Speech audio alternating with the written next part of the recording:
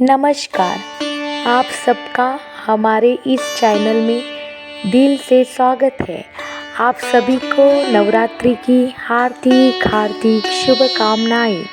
आशा करती हूँ कि माँ दुर्गा आप सभी पर अपनी कृपा बनाए रखे। आइए नवरात्रि के इस शुभ अवसर को जानते हैं। कैसे करें घट स्थापना और उसका शुभ मुहूर्त क्या है। हिंदू धर्म में शारदीय नवरात्रि का त्यौहार बहुत ही धूमधाम से मनाया जाता है। इस दौरान माँ दुर्गा की मूर्ति घर में या मंदिरों में स्थापित की जाती है और 9 दिनों तक माँ दुर्गा के 9 रूपों की पूजा की जाती है। शारदीय नवरात्र आश्विन माह में शुक्ल पक्ष की प्रतिपदा तिथि से शुरू होकर नवमी तिथि तक चलता है।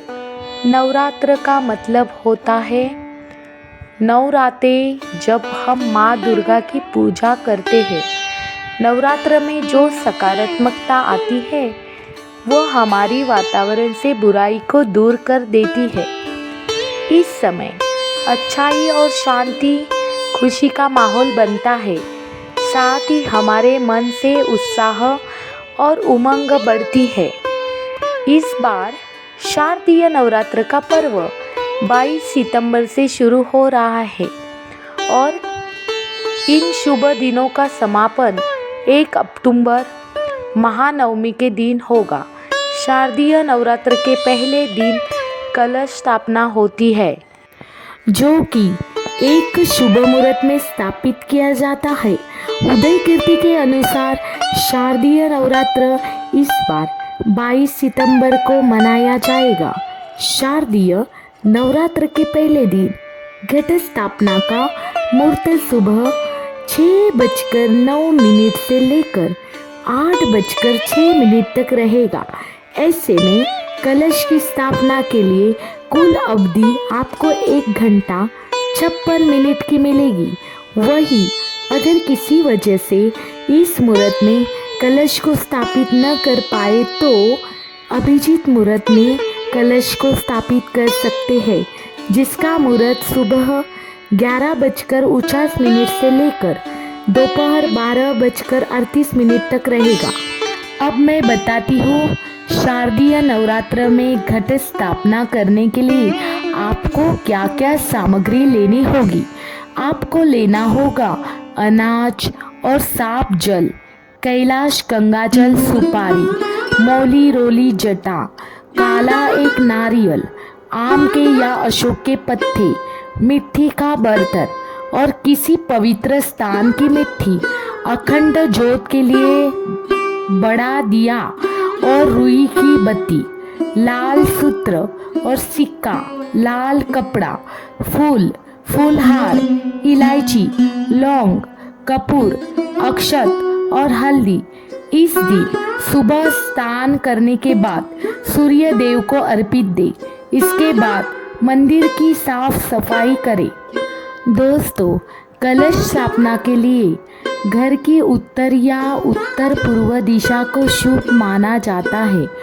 कलश में साफ जल भरकर उसमें सिक्का डालें, फूल और अक्षत डालें।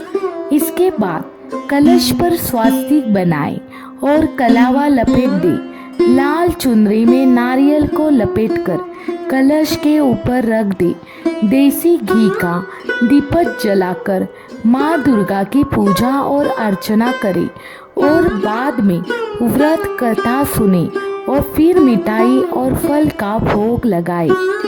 दोस्तों, माँ दुर्गा की पूजा के लिए माँ दुर्गा का आह्वान मंत्र बोले। ओम जयंती मंगला काली भद्रकाली कपालिनी दुर्गा शर्मा शिवा धात्री स्वाहा स्वधा नमोस्तुते। दोस्तों, इस बार पहले नवरात्र 22 सितंबर को है, जिस दिन माँ शैलपुत्री की पूजा होगी। 23 सितंबर को दूसरे नवरात्र पर माँ ब्रह्मचरणी की पूजा होगी।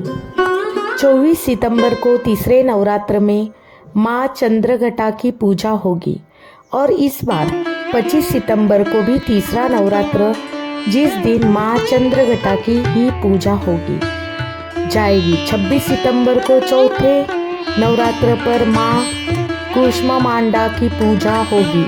27 सितंबर को पांचवें नवरात्र के दिन माँ स्कंद माता की पूजा होगी और 28 सितंबर को छठे नवरात्र के दिन माँ कात्यायनी की पूजा होगी। 29 सितंबर को सातवें नवरात्र के दिन माँ काल रात्रि की पूजा और 30 सितंबर को आठवें नवरात्र के दिन माँ महागौरी की पूजा होगी। 1 अक्टूबर को 9वां नवरात्र माना जाएगा, जिस दिन माँ सिद्धि दात्री की पूजा होगी। दोस्तों, हर बार नवरात्र में देवी अलग अलग वाहन पर आती है। उस वाहन के हिसाब से ही अगले 6 महीने की स्थिति का अंदाजा लगाया जाता है। इस बार माँ दुर्गा हाथी पर विराजमान होगी। हाथी धन, सुख, समृद्धि का, ज्ञान का प्रतीक होता है। हाथी बृहस्पति देव का वाहन है, जो ज्ञान और समृद्धि देते हैं। इस बार अगर आप माँ की पूजा करेंगे, आपको धन और ज्ञान दोनों की प्राप्ति होगी। यह आने वाला समय लोगों के लिए खुशहाली और समृद्धि लेकर आने वाला है। हाथी पर देवी का आगमन हमारे लिए बहुत शुभ है। इससे जीवन में धैर्य, आनंद और सुख शांति बढ़ेगी।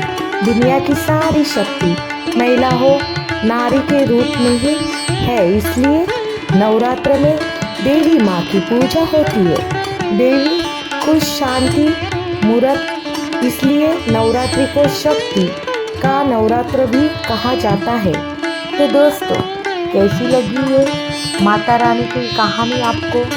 आशा करती हूँ आपको ये कहानी बहुत ही अच्छी लगी होगी। तो बोलो कमेंट में जाके जय अम्बे, जय दुर्गे, जय माता रानी। और अगर ये कहानी आपको अच्छी लगी होगी तो कृपया करके सब्सक्राइब करना ना भूलना और ढेर सारा आशीर्वाद देना ना भूलना। और माता रानी आप सभी की एक इच्छा